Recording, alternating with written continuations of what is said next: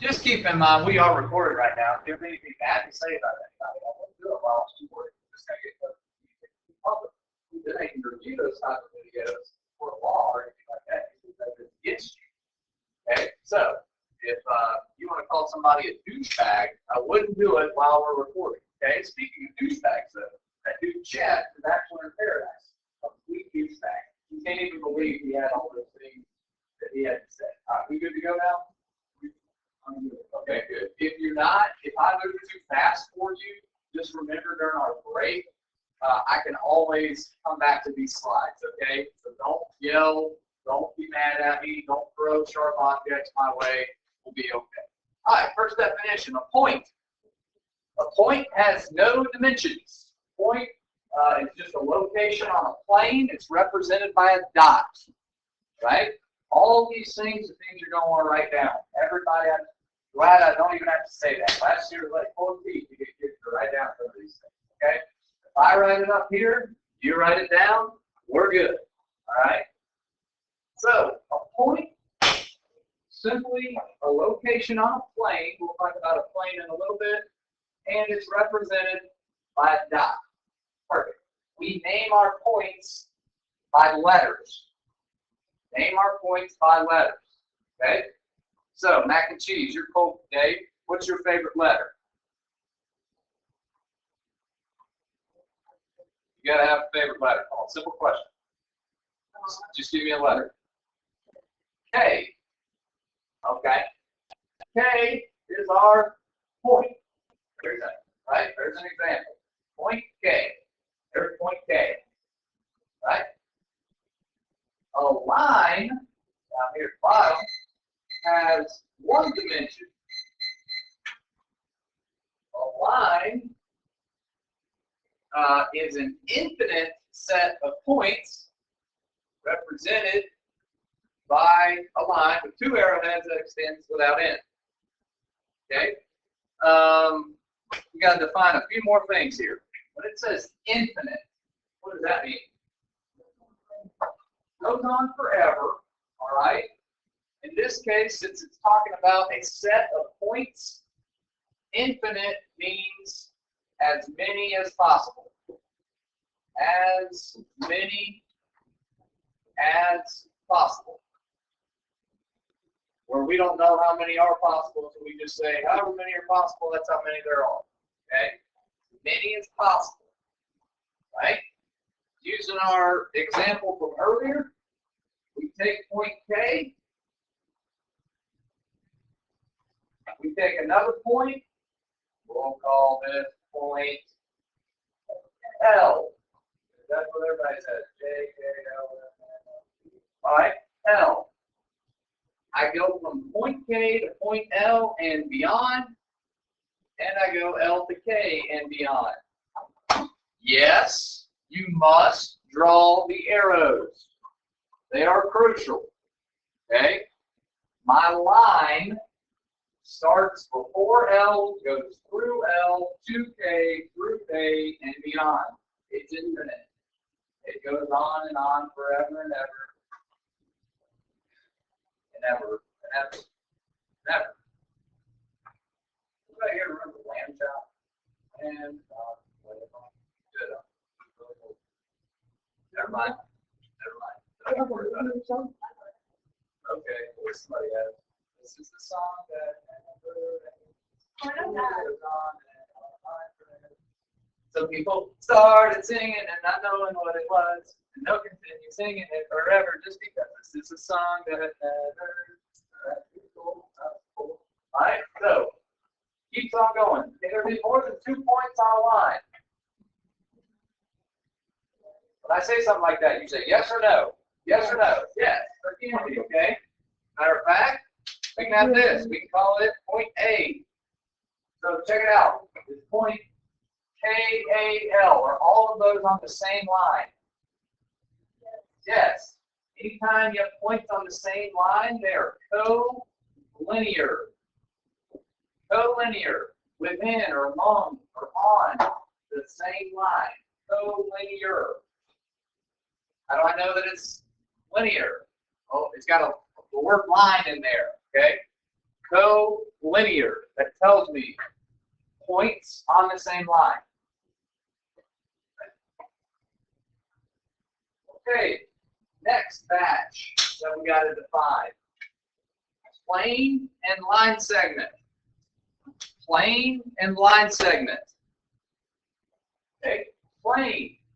Got two dimensions, extending without end. It's often represented by a parallelogram. Right? Now, check it out. I've got two dimensions. In order to get my two dimensions, I actually have to have at least 3 points. It won't make sense right now, but I promise it will later. 1,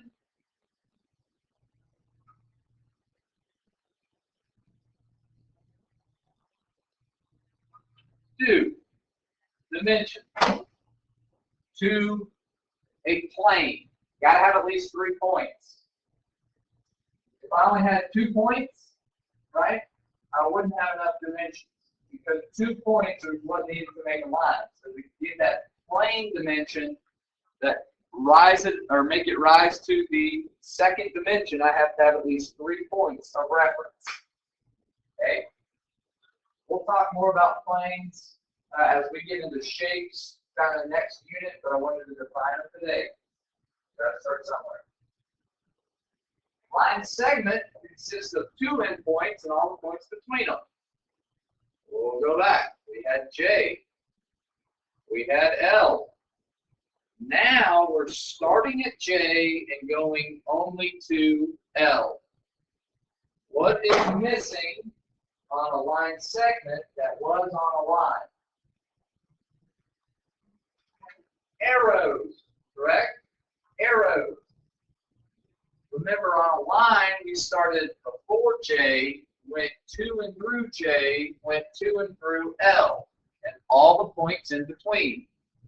Here, I'm just talking about everything from J to L.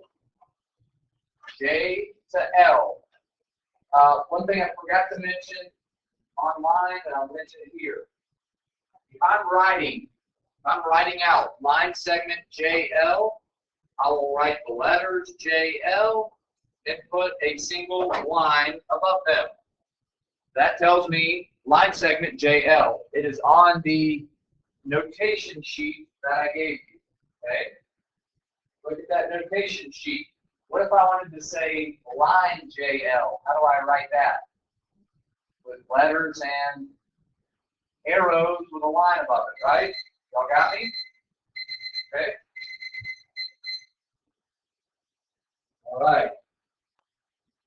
Anybody got any questions about line segments? Can there be 3 points on a line segment? Sure, right? It consists of 2 endpoints and how many of the points between them? All of them. If I put an A right here, is that still on line segment JL? Yeah, it is. Okay. If I extended this, I put a B and I said, hey, I want you to start at J. I want you to go through A to L. Is point B on that line segment? No.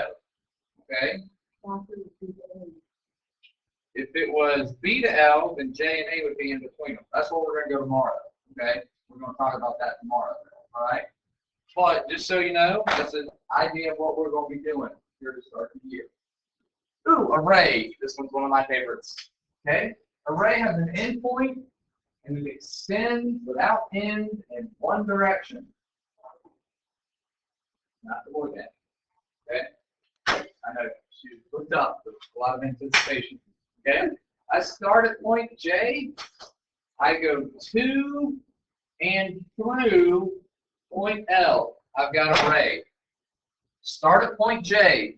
Go to and through point L. That's array.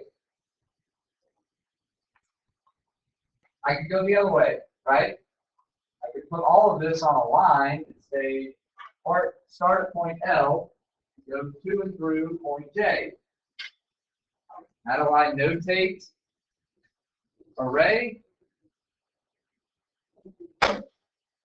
I have one arrow and one endpoint on my notation. Start at J, go to and through L. Some teachers are very picky about whether the point starts here and there's an arrow on this end, the point starts here and there's an arrow on this end. I'm not one of those teachers, okay? If you want to write it like that, that's fine with me. If you want to write it like this, it'd be really weird, that's fine with me too, okay? I'll write it left to right. You can be weird, all right? No problem. No judgment. Okay. Yeah. Well, if I wrote it the other way, LJ, right? There's not an arrow on the other side of that. It couldn't happen right now. I could create it if I want. Now you just all right. Any questions so far on that? Right? Parallel lines and perpendicular lines. Parallel lines and perpendicular lines. Parallel line. Lines, okay, that tells me stuff. We got J, we got L, we got lines, which means that it goes to it and through it. J and L, and it's going to be two or more lines. We'll just go with A and B. A and B.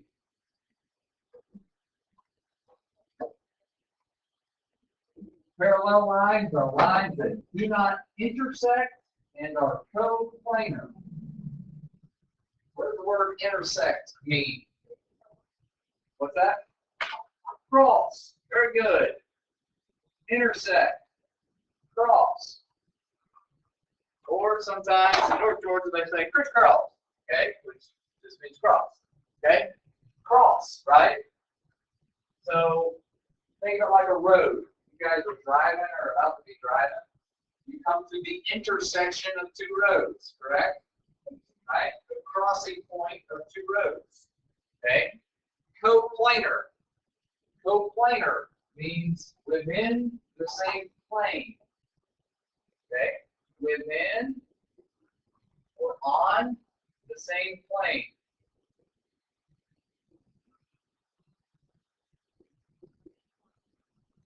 I know this is incredibly boring. I'm sorry. I have to bore you to death now, so that way you're like, I hate this class, and then later will be fun. Right? Maybe about evaluation time. Oops. All right, so, just get lots more fun and candy, and I'll probably never get you candy, but maybe I will get to know you someday. You just want me to get you out of the cold, don't you? Yeah. Okay, man. One day. All right. Another thing about parallel lines, we'll talk about it later. Parallel lines are always equidistant. You don't have to know that just yet. That's crucial. So if there are 5 feet between J and A, that means there's 5 feet between L and B, and 5 feet between any points on lines JL and AB. Okay? They go on forever. Cool? We'll talk about it later. Do what? The yellow lines between the roads. Even if the road curves, right, it's always the same. However the machine does it. Perpendicular lines. 2 lines that intersect. What does intersect mean? Cross. To form a right angle. Okay? So, 2 lines. Let's do it like this now. J and L. They could be line segments too. Okay. Whenever those lines intersect and form a right angle, you have perpendicular lines. Now, I'm going to test you. I want you to look at my drawing, my little drawing right here. Just the drawing, not the definition. Just look at the drawing. Right now, are those perpendicular lines? Okay, why not? Not a 90-degree angle symbolized in there. Okay, how do I symbolize a 90-degree angle? A little box, right? Anytime you see this box, which is going to be your best friend one day, okay, That tells you it is a right angle or a 90-degree angle. And only when I have that box am I able to absolutely say I have perpendicular lines. Okay? That's really key, and it'll become really key in mid to late September when we start proving that things are perpendicular. Okay? So it's not just, hey, Mr. Hobbs, it crosses and it looks like it. Now, we go beyond that in this course, okay? We say, no, let me prove it to you. Let me tell you about the angle measurements. Let me tell you about the distance relationships. We prove using geometry, that's what this class is, that that's a right angle. Okay? So, key point, you gotta have this box to get the perpendicular lines. Angles and vertex is the last thing I got to define for you today. Okay? Angles and vertex. An angle is a figure formed by two rays or sides of common endpoint on vertex. That is a very technical definition. I'm going to tell you how I like to talk about these things. Okay? An angle is when a line segment, or a ray intersects with another line segment, or ray. I'll say it probably 5 more times. An angle is when a line segment, or a ray intersects or crosses another line segment, or ray. An angle is when a line segment, or a ray intersects with another line segment, or ray. That's a little different than what they've got there, okay? That point of intersection is called the vertex.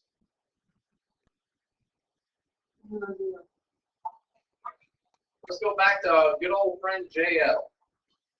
J, L. Let me do a review. What is that right there? Line segment, or ray? Line segment. What is this? Ray. It's a ray.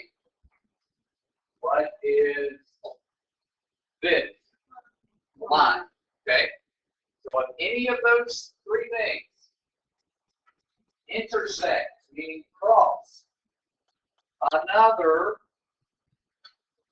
line segment, or ray, you know what? I'm going to make this a, what do we call that? It's a ray, right? Okay? The point of intersection is called a vertex, but those form an angle. How many angles do they form? 4. Let's make it easy. Let's call them 1, 2, 3, and 4. Yes, part of this class, we will talk about the relationship between those 4 angles. But we save that for another day, okay? All right.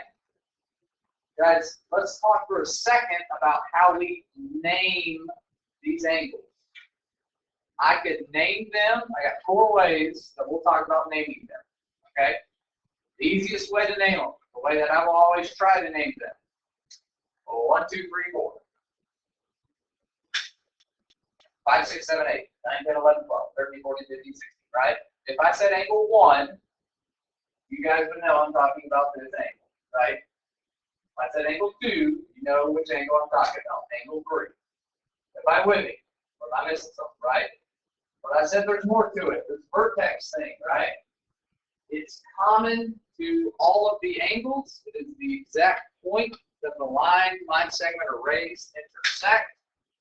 For simplicity's sake, we will call this C. We'll say that is point C. Okay? Got me? I should do this. That's not a ray, so I had somebody second block say that, or first block say that. It's not a ray, okay? I'm saying, let's call that point right there point C. Y'all with me? Or is that too confusing? Okay, good. All right, So let's look at angle 1. Okay? I'm going to show you the 4 ways I can name this angle. This is the last thing. I could call it angle 1. Okay? I could call that angle 1. I could call this angle C and be very lazy. I'd be very, very lazy, right? Because there could be how many different angle C's? There could be 4 angle C's. Okay? So we don't want to do that. I could call this angle JCA. JCA. Or I could go the other way and call it ACJ. Okay?